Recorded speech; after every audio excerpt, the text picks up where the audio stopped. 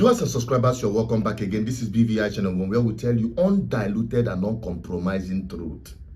Have you not heard that the bill by US Congress reflecting sanction on Christian persecution in Nigeria, indicting former governor of Kano State, Kwankwaso, Meitiala, and probably a few others? The bill alleges that the named individuals and groups are responsible for severe religious freedom violations. Shared by More on X earlier today, the document outlines statistics and historical accounts of attacks on Christians and on Muslims who advocate religious tolerance. It cites a lack of prosecutions or convictions of jihadist actors, characterizes this as a failure of the Nigerian government, and calls for coordinated support from France, the UK, and Hungary. The report also urges investigation into cases where non-Muslims are allegedly subjected to Sharia or blasphemy laws, and makes reference to victims including Rhoda Jatau and Deborah Yakubu. Now let's take a look at some tweets coming from the United States X space. Sean Nelson said the powerhouse team of Rep. Chris Smith and Rep. Riley Moore today introduced a new bill on religious freedom in Nigeria, increasing accountability measures, including recommendations for sanctions against Fulani militia and former Kano State Governor Kwankwaso, who introduced Sharia criminal law there. Nakabulu responded and said, well, how much were you paid to target and tarnish Kwankwaso's image? Zamfara State introduced Sharia first in Nigeria as part of their right because it's in the constitution of Nigeria. Christians are safer in Kano State than virtually Christian-dominated states in Nigeria. Well, of course, what we do know is that the first governor to introduce and implement Sharia law was Governor Ahmed Sani Yerima of Zamfara State in January of 2000, with other states following after that. Well, could this be a case of mistaken identity?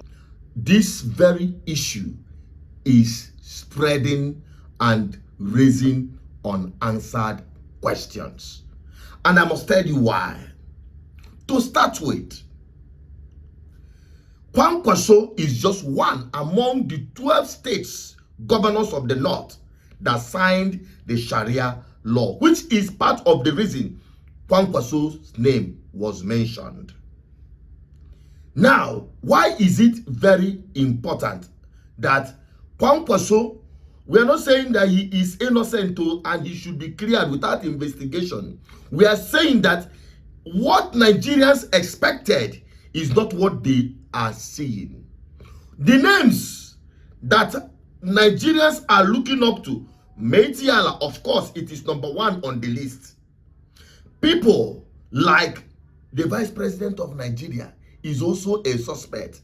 When he was a governor, remember, the first person of Boko Haram where he was arrested, not be me talking, the evidence are there. We're talking about the man that initiated, the former governor of Zamfara State that initiated the Sharia law across northern Nigeria. His name no dey there too. People of all people, person of all person, Sheikh Gumi, whom everybody thought his name would be on the list, Nigerians did not see it there. And the rest of other 12 governors of the North that signed that Sharia law in the northern part of Nigeria. Then the question is, why Kwankwaso? That is why many people are asking the question. Is it because there is a concerted plan that is almost gazetted that ADC, the opposition leader, will eventually come up with the ticket of Peter Obi and possibly Kwankwaso as his running mate? And people are pointing to one direction. You know, if witch cry for night and child die for morning, everybody go talk say, na the witch na kill the child. Since Remi Tinubu traveled to America and the propaganda of lobbying American institution, maybe this one is one of the products or fruits that it is yielding. Maybe, I say maybe. But it's a very big concern to too many Nigerians who are seeing the possibility of that ticket, especially as it is linked to the hope of every Nigerian, the man Peter Obi. And that is why I'm making this video, to create more awareness, so that there will be clarification, so that the US Congress, the Nigerian people, will speak up. We are not saying Kwankwaso should not be investigated or exonerated just like that because he is close or working to align with Peter Obi. No, nobody is saying that. We are saying that all of other names that are being expected, why are they not there?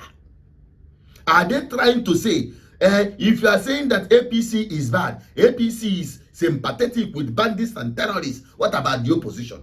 Maybe that is what they want to achieve. I don't know. So I want anyone, everyone, to keep tweeting and tagging the US Congress, whoever that you know, that there are people, except those ones are still under special investigation. But we want a clearer bill that will specifically hammer on some of these people that Nigerians are looking with one eye as possible suspects of this whole thing that is happening in northern Nigeria and across Nigeria. I just say, make I bring them to you. So your own work, as my viewers, as Americans, as people who are close to the government, even those who are watching that are from inside government, should please keep forwarding this information, because that is where it matters most. I'm only a voice and the carrier of the message. You can deal with the message and leave the messenger out of it. My name is Absolute Peters, your advocate for good governance. What is your take on this? Drop it on the comment section and keep sharing until it gets to Donald Trump. Bye-bye for now.